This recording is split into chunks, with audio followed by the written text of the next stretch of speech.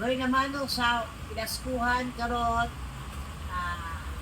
dili sa Rudy's Blacks Mexico. Sugod na. Antog sinulog ni.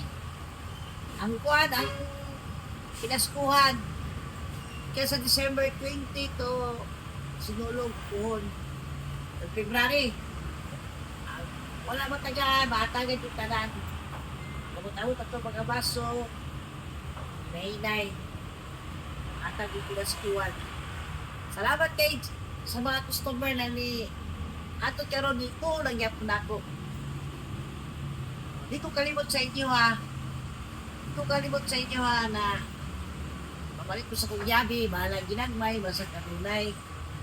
Importante may relasyon na to. Butis Laksmith Cebu. Pa. Tahan, kay salamat.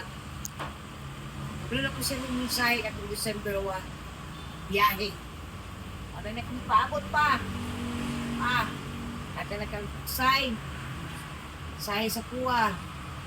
December 1, 2025.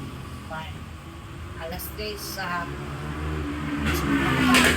tuloy-tuloy na ni. Tuloy-tuloy na ni pa.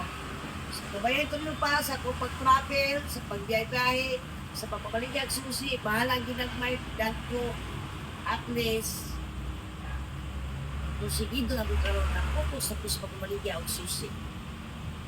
So, salamat sa mga customer na ko ha. Salamat kayo.